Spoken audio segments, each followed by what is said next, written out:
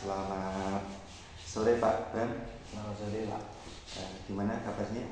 Di luar biasa. Eh, ini sesuai dengan kesepakatan kita tadi ya. Kita akan melakukan coaching kaitannya dengan pembelajaran yang terjadi di kelas saya Pak Bram. Oke, sebelum kita mulai ini saya mau izin dulu sama Pak Bram untuk merekam kegiatan kita. Ya. Kemudian nanti akan saya unggah di YouTube. Tapi kalau saat ini Pak Bram keberatan juga tidak masalah. Ya, Siap. Jadi tidak masalah nih. Oke, siap. Oke Pak Bram, lanjut saja kita sesuai dengan kesepakatan kita melakukan coaching hari ini. Sebelumnya saya ingin menanyakan kepada Pak Bram apa yang akan kita bahas atau yang kita bicarakan dengan dalam coaching kali ini. Pak, masalah di pembelajaran di kelas itu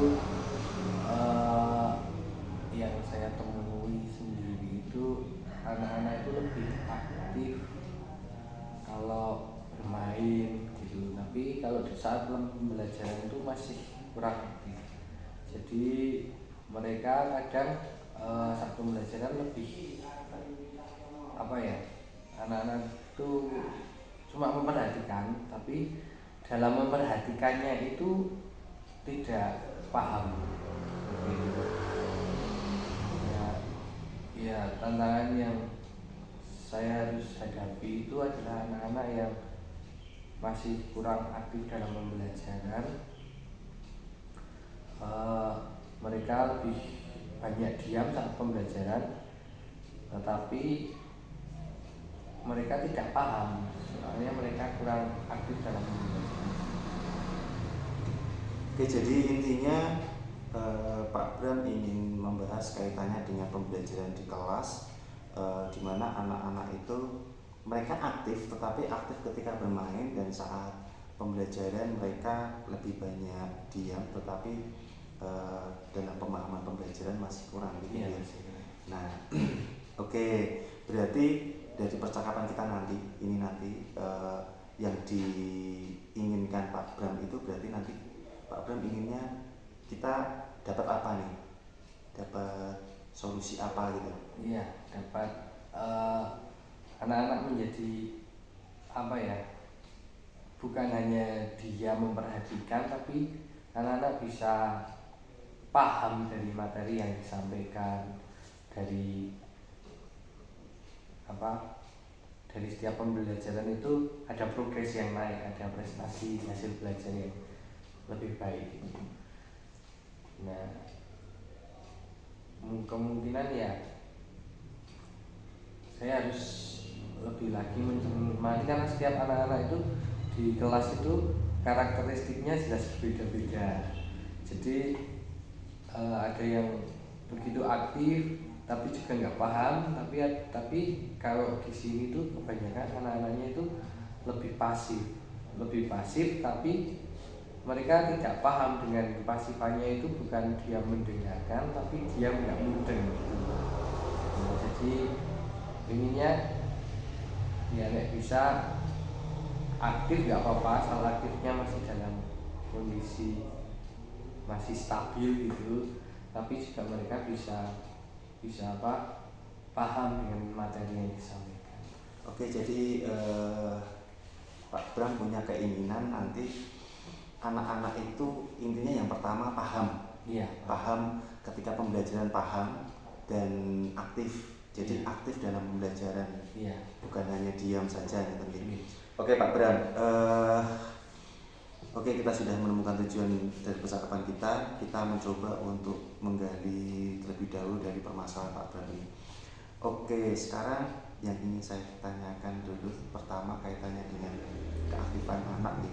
Tadi Pak Bram mengatakan ada anak yang aktif, kemudian ada anak yang tidak aktif, bahkan yang aktif malah tidak paham, ataupun sebaliknya gitu nih. Yeah. Nah sekarang saya ingin tahu situasi di kelas itu seperti apa anak-anak. Bisa ceritakan sedikit lah, misalkan aktifnya anak itu seperti apa, kemudian yang tidak paham itu yang seperti apa gitu. Oh iya, ya aktifnya anak itu kadang kesana kemari untuk mencari apa ya,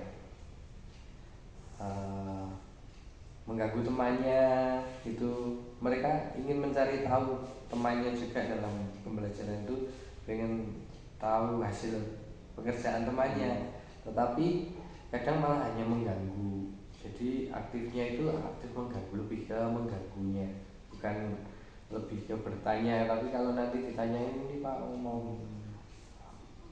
mau melihat atau mau apa, marahi kadang gitu. Tapi kadang yang marahi juga dia belum begitu paham gitu loh Pak. Ya, jadi ini malah jadi kacau di kelas. Nah, dan waktu yang pasif itu benar-benar pasif, mereka saat pelajaran berlangsung itu mereka bisa diam, dan mereka saat Pak Guru menerangkan itu biasanya apa, mereka bilang paham, tapi pada kenyataan saat mengerjakan hasilnya tidak memuaskan, bahkan belum begitu paham dengan apa yang sudah disampaikan guru di kelas. Oke, jadi saya sedikit menangkap gambaran dari siswa Pak Bram ya. Yang pertama kaitannya yang aktif, ternyata anak-anak aktif malah mengganggu temannya, tidak memperhatikan pembelajaran. Jadi ketika ditanya kaitannya dengan pembelajaran belum paham, dan yang diam pun juga tidak paham.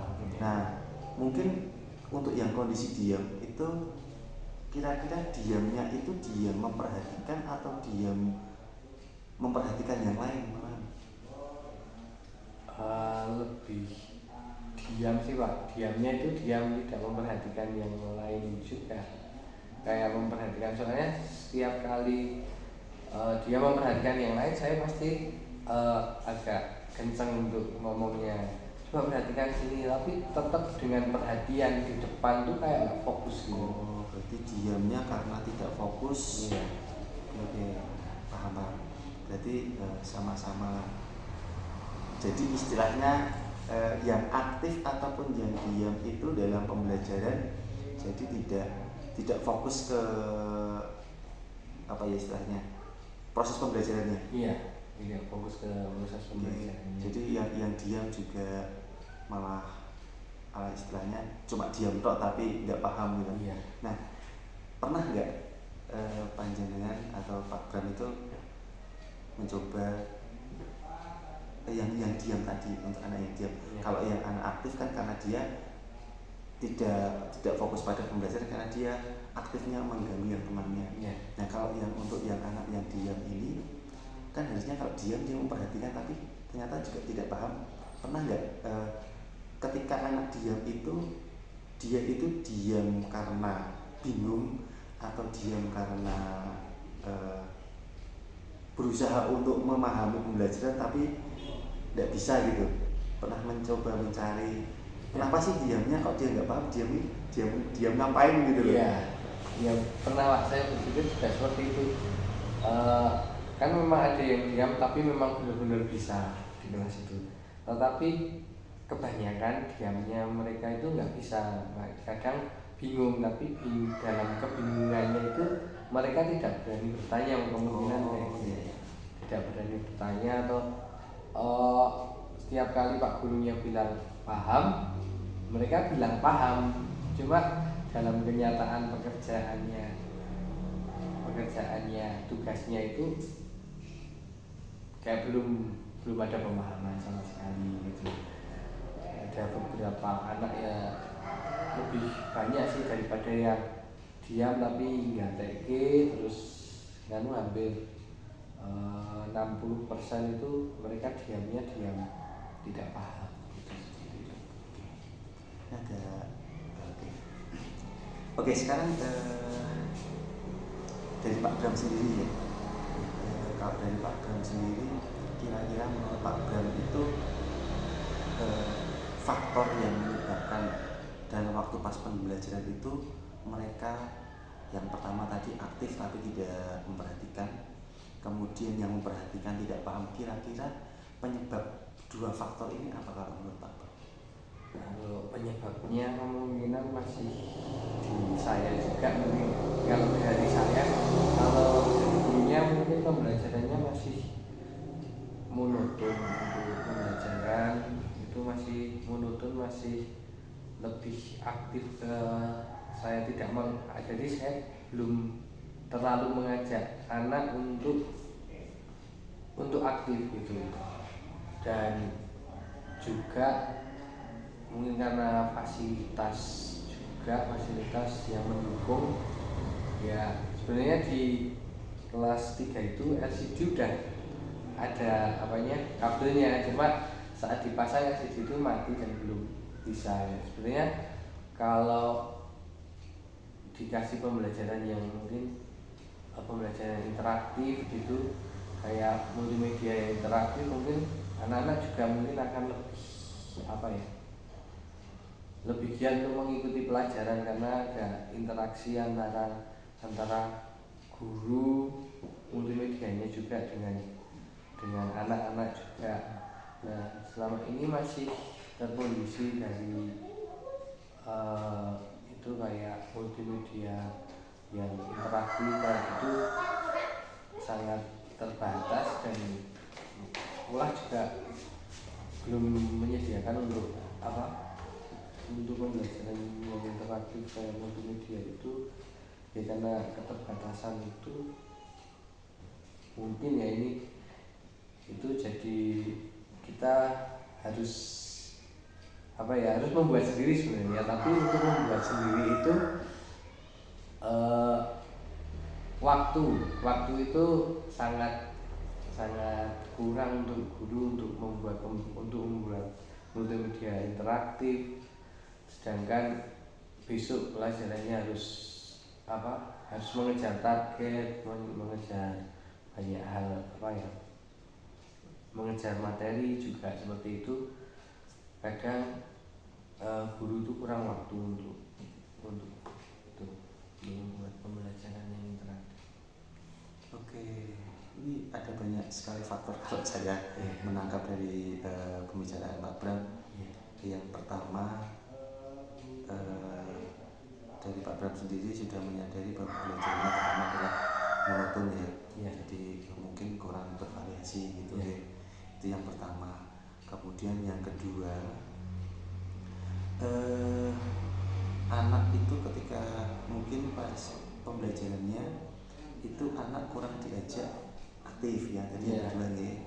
Kemudian yang ketiga, faktor penyebabnya adalah fasilitas yang kurang, entah itu fasilitas kaitannya dengan multimedia maupun dengan fasilitas yang lain ya.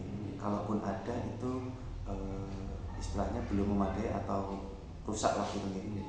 Kemudian selain itu, selain media, mungkin waktu, seandainya ada solusi yang lain bisa membuat sendiri gitu ya, tetapi terkendala dengan waktu. Kemudian sama tadi terkendala terkait dengan kejar materi.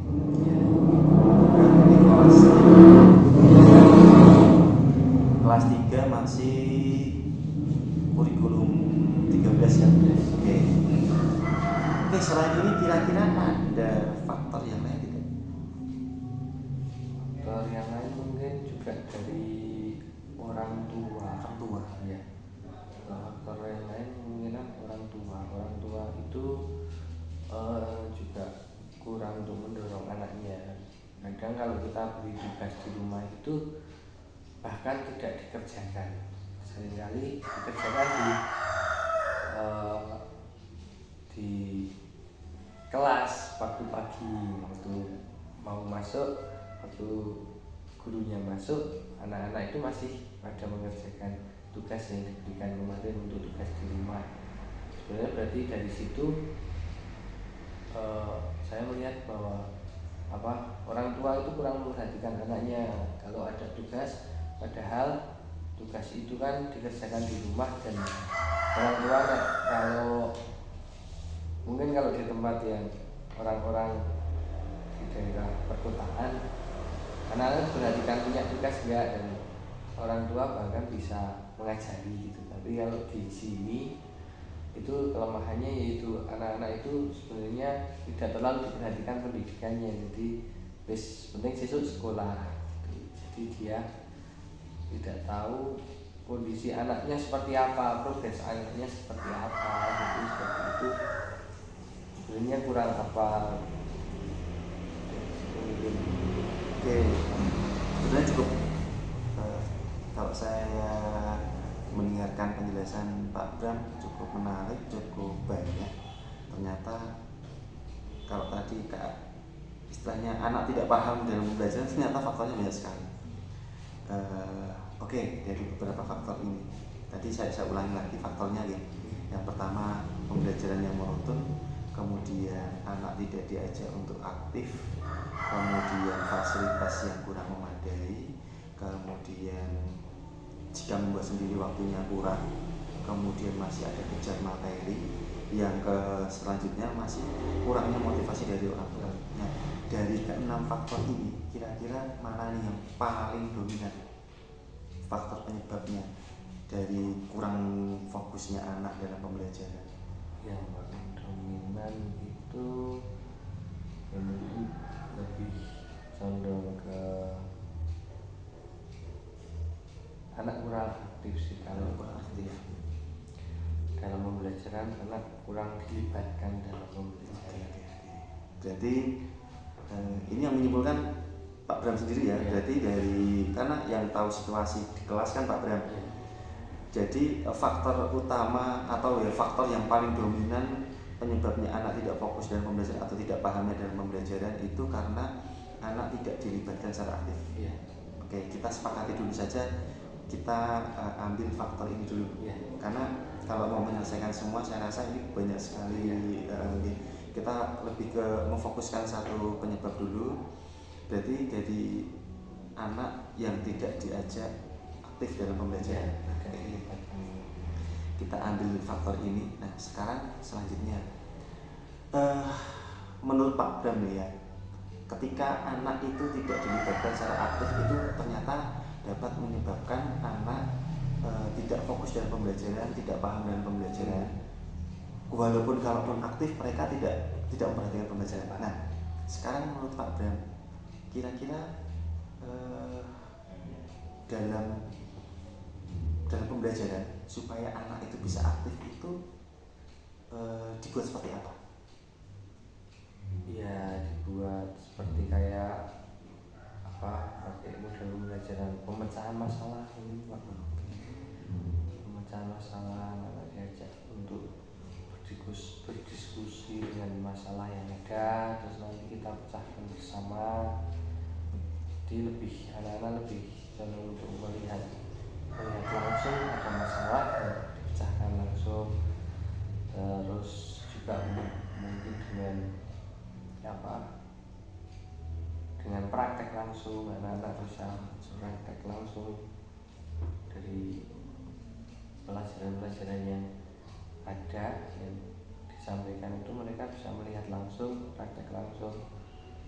Dia anak-anak bisa tahu dan mereka bisa terlihat langsung dan tahu dalam pembelajaran itu udah ngerasain sendiri, mungkin lebih paham di situ. Selain itu, mungkin punya lagi yang lain yang membuat anak bisa aktif dan dia bisa fokus dalam pembelajaran. Karena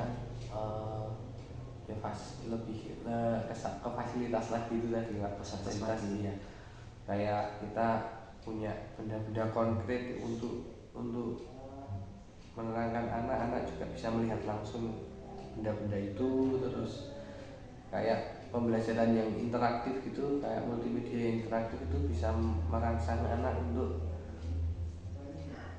lebih giat dan juga mungkin harus ada juga, karena anak-anak juga semangat untuk bermain dalam pembelajaran itu juga ada permainan gitu.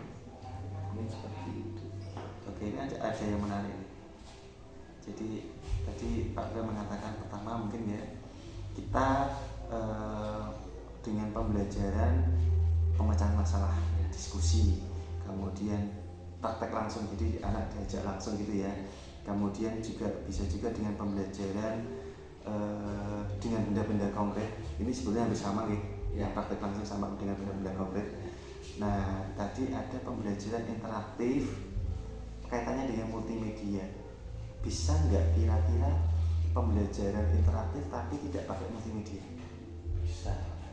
Jadi pembelajaran apa itu?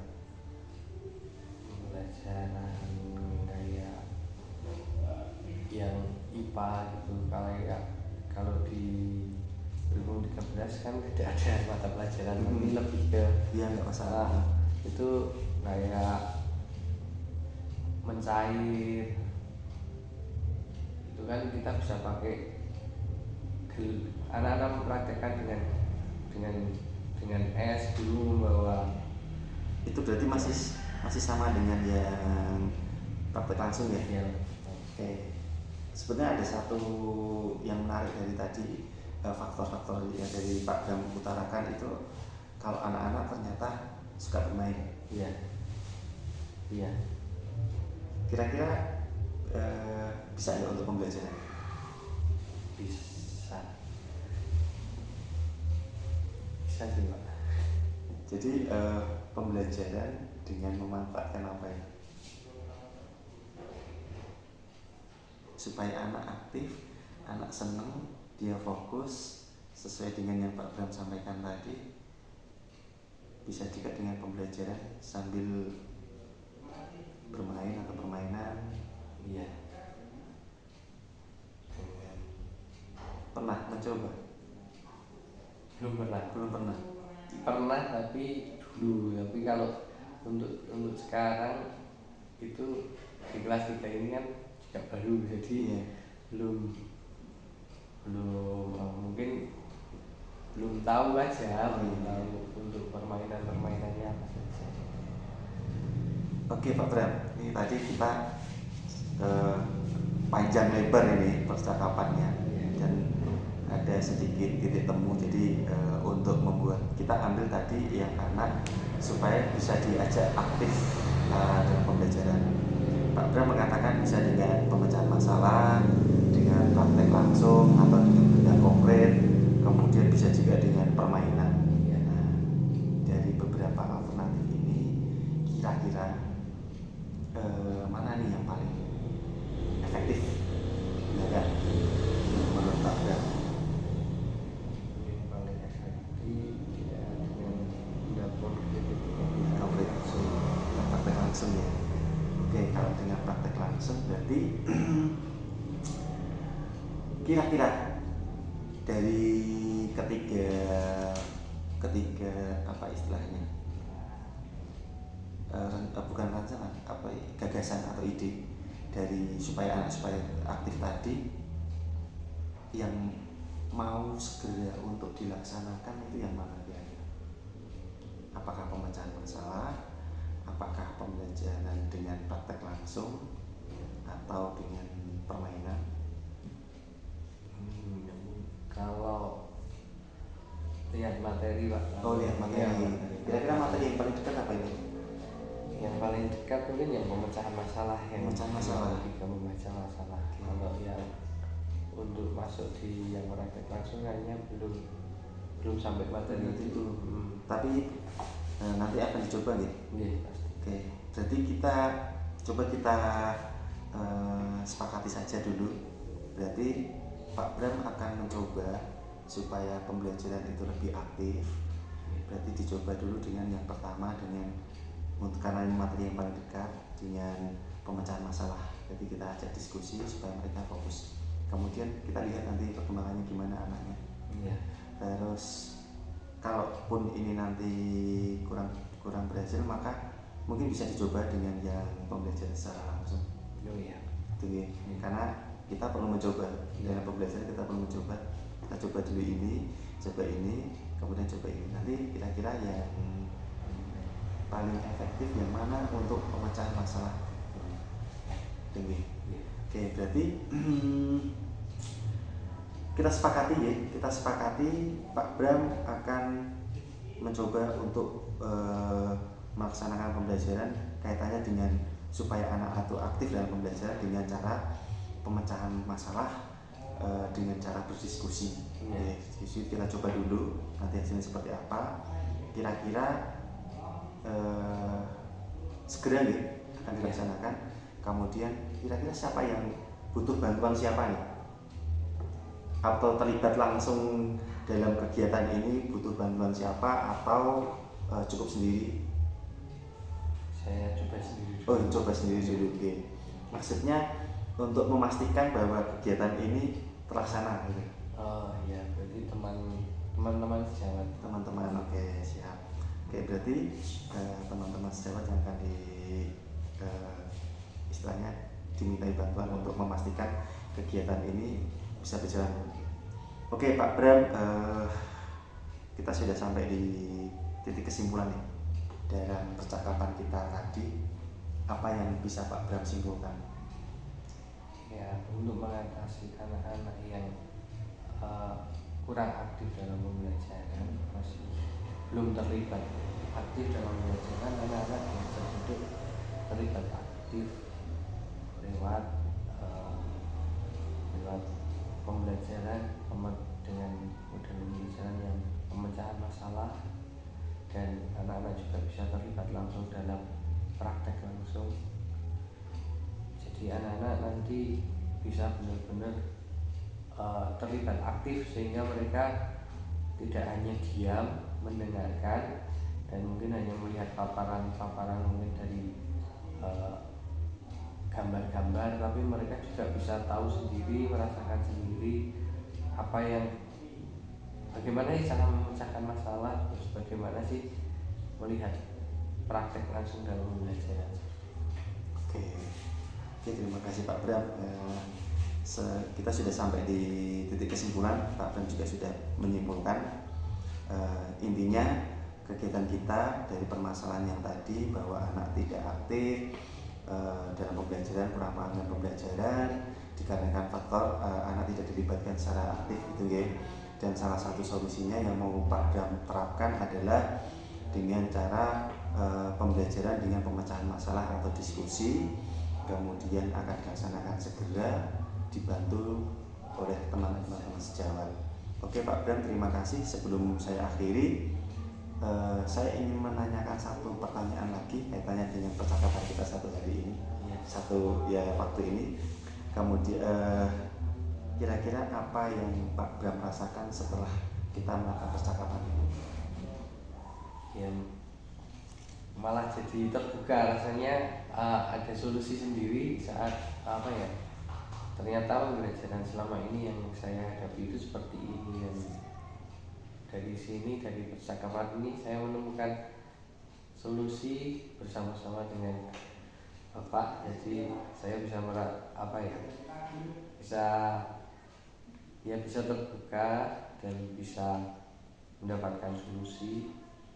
Ya, sangat baik. Oke, terima kasih Pak Bram. Semoga kegiatan kita ini ada manfaatnya, bisa membantu Pak Bram.